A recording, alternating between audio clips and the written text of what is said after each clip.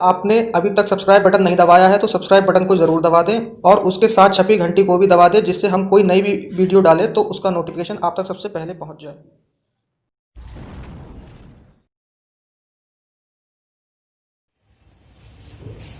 Hello students, unique competition class में आपका स्वागत है।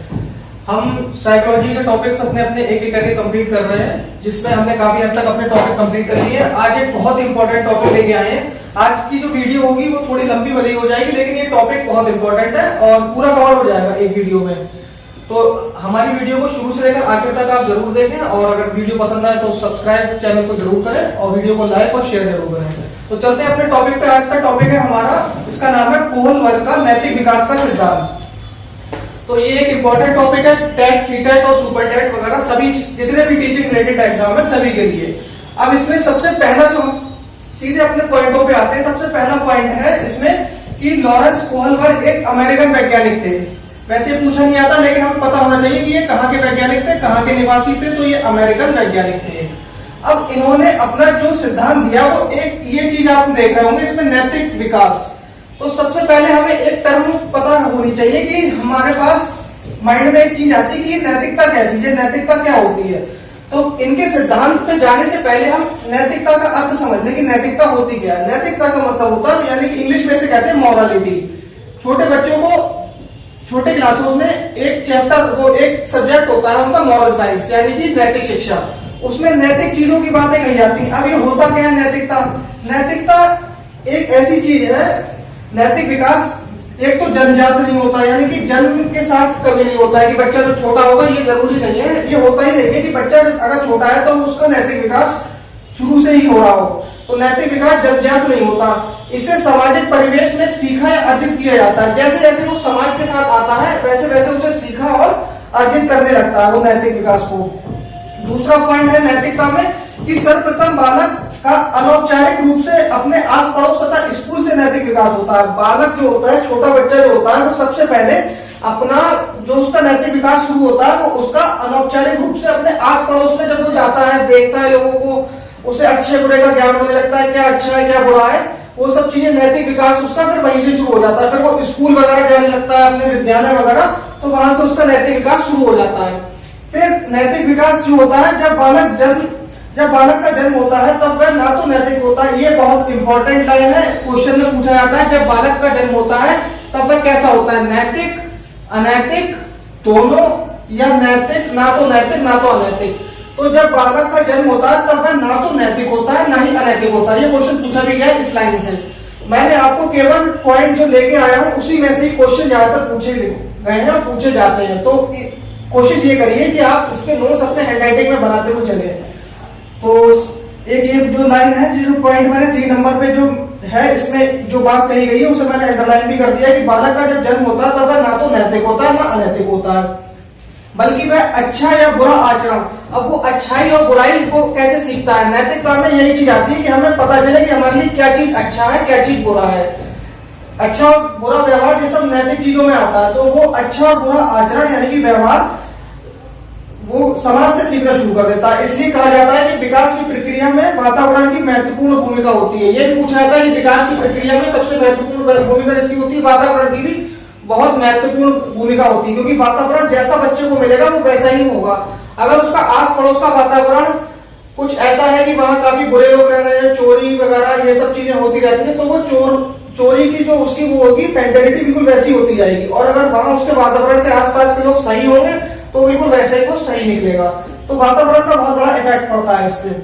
अब आते हैं, ये तो थी नैतिकता के 3 पॉइंट है। इससे पूरी नैतिकता मैंने आपको समझाने की कोशिश करी है। फिर इसके बाद आते हैं कोहलबर्ग ने अपने नैतिक विकास का सिद्धांत में क्या बताया। तो सबसे पहले तो देखो, कोहलबर्ग ने अपने नैतिक विकास के सिद्धांत को 3 स्तरों में बांटा है, यानी कि 3 अवस्थाएं दी हैं, और उन्हीं 3 अवस्थाओं को 2 अलग अलग अवस्थाओं में बांटा है, 2 अलग अलग स्तर में दिए। कहने का मतलब यह है कि कोहलबर्ग ने 3 स्टेजेस दिए और इन तीनों की हर किसी की 2 यानी कि 6, टोटल 6 सब स्टेज हैं। 3 तो स्टेज दी है। 3 स्टेज कौन सी है? पहली स्टेज है पूर्व नैतिक स्तर, जो 4 से 10 वर्ष के बच्चे के लिए शुरुआत यहां से होती है, 4 से 10 वर्ष का बच्चा।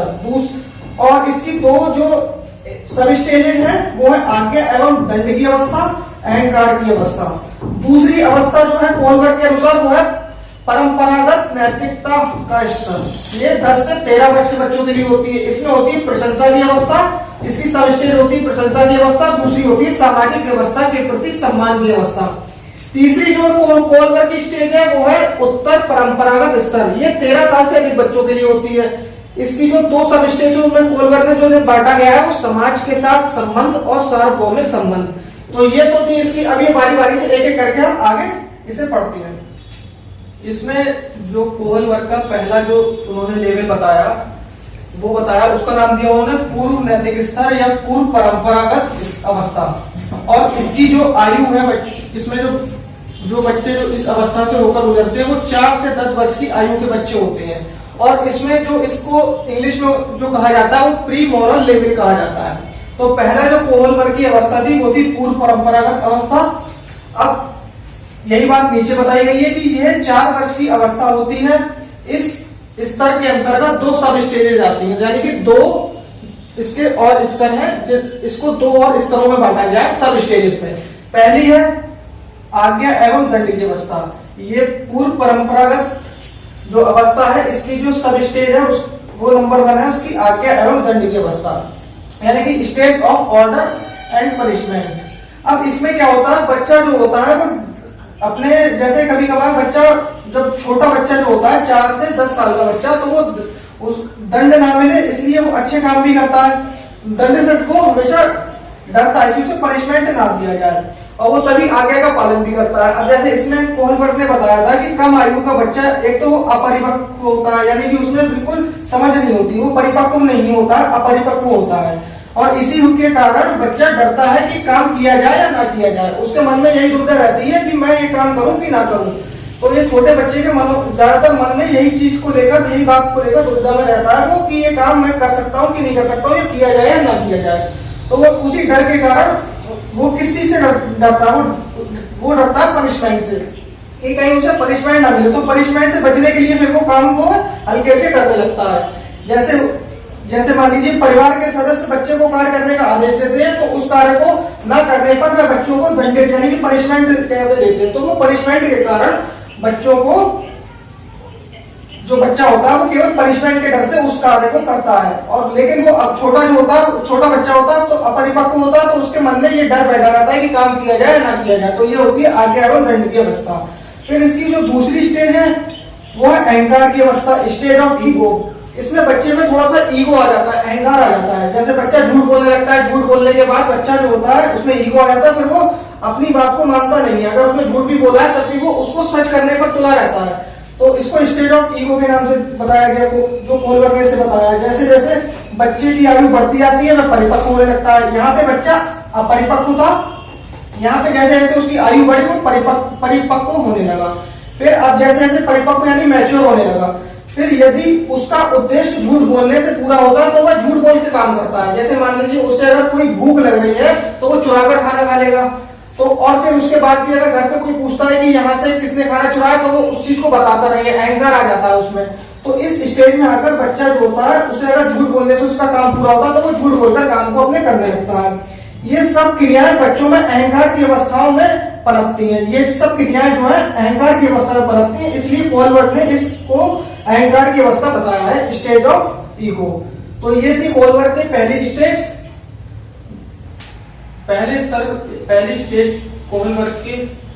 उसके बाद हम दूसरी वाली पे आते हैं। दूसरी वाली जो स्टेज है कोहलबर्ग ने दूसरी स्तर बताया है, उसका नाम है परंपरागत नैतिक स्तर। इसको इंग्लिश में कहते हैं कन्वेंशनल मॉरलिटी लेवल। तो दूसरी जो स्टेज होती है उसमें क्या चीज होती है, सबसे पहला पॉइंट है उसमें कि ये जो अवस्था होती है, ये स्टेज जो कोहलबर्ग ने बताई है वो 10 से 13 वर्ष के बच्चों के लिए होती है। इसमें बच्चों की उम्र जो होती है वो 10 से 13 वर्ष की होती है। इसको भी उन्होंने 2 अवस्थाओं में बांटा गया। उप अवस्थाएं इसकी कौन कौन सी है? पहली है उसकी प्रशंसा की अवस्था। पहला जो उन्होंने अपना जो दूसरी स्टेज थी परंपरागत नैतिक स्तर, उसकी सब स्टेज पहली बताई प्रशंसा की अवस्था। इस अवस्था में पूरी अवस्था में सिर्फ इतनी बात कही गई है कि इसमें बच्चा अपनी प्रशंसा पाने के लिए सारे काम करता है।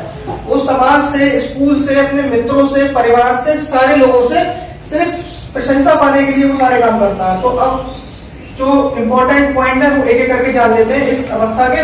तो पहला पॉइंट है, इस अवस्था में बच्चा जो भी करता है वह दूसरे लोगों के द्वारा प्रशंसा पाने के लिए करता है, यानी कि लोग उसकी तारीफ करें, वो इसलिए ये सारे काम करता है। और फिर दूसरा पॉइंट है इसका, दूसरी ओर समाज के लोग बच्चों से विशेष अपेक्षाएं करने लगते हैं। अब जब बच्चा प्रशंसा पाएगा तो समाज के लोग भी उससे अपेक्षाएं करना शुरू कर देंगे, तो समाज से उन्हें स्वीकृति मिलने लगती है, तो समाज से उन्हें स्वीकृति मिल जाती है, मतलब बच्चे को स्वीकृति मिल जाती है कि वह इस अवस्था में बच्चे उन्हीं व्यवहारों को उचित व नैतिक मानते हैं। अब बच्चे को स्वीकृति मिल गई, अगर बच्चे ने ये चीज देख ली कि समाज हमसे अपेक्षाएं करने लगा, वो हमारी प्रशंसा करने लगा, तब वो अपने व्यवहार में ऐसा परिवर्तन करते हैं और उसी व्यवहार को उचित और नैतिक मानने लगते हैं, जिससे उन्हें प्रशंसा मिलनी शुरू हो जाती है। तो वह उसी व्यवहार को उचित व नैतिक मानने लगते हैं, जिससे उनके परिवार वाले, स्कूल, पड़ोस के लोग, आसपास का समाज और मित्र यानी फ्रेंड सर्किल, उनका फ्रेंड्स वगैरह सब प्रशंसा करें, वो वही व्यवहार को नैतिक और उचित मानना शुरू कर देते हैं। तो फिर उसके बाद तीसरा पॉइंट है, इस प्रकार हम कह सकते हैं कि इस अवस्था में बच्चों के चिंतन का स्वरूप समाज और उसके परिवेश से निर्धारित करता है। अब बच्चा यही सोचता रहता है, उसमें चिंतन हो जाता है, यानी कि इसी बात की चिंता करने लगता है कि कैसे भी करके समाज और परिवार उसकी प्रशंसा करे। तो उसका जो चिंतन का स्वरूप सिर्फ इसी बात पे डिपेंड करता है इस अवस्था में आकर कि मुझे प्रशंसा कैसे मिलेगी, तो वो यही चीजें सोचता रहता है। तो इसलिए इस अवस्था को जो परंपरागत नैतिक स्तर है, इसका जो पहला जो सब स्टेज बताई वो प्रशंसा की अवस्था। प्रशंसा से ये बात पता चल रही है कि इस पूरी अवस्था में बच्चा सिर्फ अपनी प्रशंसा पाना चाहेगा दूसरे लोगों से। फिर इसकी दूसरी सब स्टेज बताई गई। दूसरी सब स्टेज क्या थी इसकी, सामाजिक व्यवहार के प्रति सम्मान की अवस्था। अब उसे प्रशंसा मिल गई, अब उसे सामाजिक व्यवहार के प्रति सम्मान की अवस्था, यहाँ पे आकर उसे सम्मान चाहिए होता है। तो stage respect of social system. अब इसमें क्या है, इसके जो इंपॉर्टेंट पॉइंट है, नैतिक विकास की ये उप अवस्था सबसे महत्वपूर्ण अवस्था मानी जाती है। ये जो अवस्था जो उप अवस्था यानी कि सब स्टेज है, ये नैतिक विकास की सबसे इंपॉर्टेंट स्टेज मानी है कोहलबर्ग ने। इसमें कोहलबर्ग ने बताया है कि कोहलबर्ग के अनुसार समाज के ज्यादातर सदस्य नैतिक विकास की इस अवस्था तक पहुंच जाते हैं। कोहलबर्ग के अनुसार, कोहलबर्ग का मानना है कि ज्यादातर जो लोग होते हैं समाज में रहने वाले, वो इस स्टेज तक आसानी से पहुंच जाते हैं। फिर उसके बाद इस अवस्था में प्रवेश से पहले बालक समाज को केवल इसलिए महत्वपूर्ण मानता है क्योंकि वह उसकी प्रशंसा करता है। अब बच्चा समाज को महत्वपूर्ण क्यों मानेगा, लोग समाज को महत्वपूर्ण इसलिए मानना शुरू कर रहे हैं क्योंकि वो उसकी प्रशंसा कर रहा है। तो यहाँ पे बच्चे की प्रशंसा हो गई, यहाँ पे बच्चे ने समाज को महत्वपूर्ण मानना शुरू कर दिया, तो वो समाज को महत्वपूर्ण मानना शुरू कर देता है क्योंकि उसको समाज से प्रशंसा मिलती है। ये इस अवस्था में बताया गया।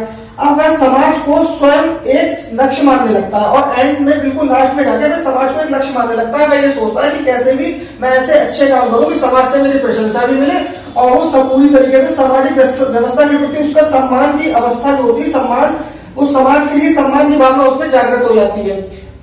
तो ये थी इसकी दूसरी स्टेज। तीसरी स्टेज जो उन्होंने कोहलबर्ग ने बताई थी उसका नाम था उत्तर परंपरागत स्तर, पोस्ट कन्वेंशनल स्टेज। ये जो होती है स्टेज, ये 13 से अधिक वर्ष के बच्चों के लिए होती है, उनकी एज 13 से अधिक वर्ष के बच्चों के लिए होती है। इस अवस्था को भी दो सब स्टेज में बांटा गया है। सारी स्टेजें कोहलबर्ग की जितनी है तीन स्टेजेस है और 6 सब स्टेजेस है। हर स्टेज की 2 सब स्टेज है, तो टोटल 6 सब स्टेज है। अब इन्होंने क्या बताया इस स्टेज में, इस स्टेज की पहली सब स्टेज में बताया कि समाज के साथ संबंध या सामाजिक समझौते की अवस्था। इसको नाम दिया इन्होंने समाज के साथ संबंध या सामाजिक समझौते की अवस्था।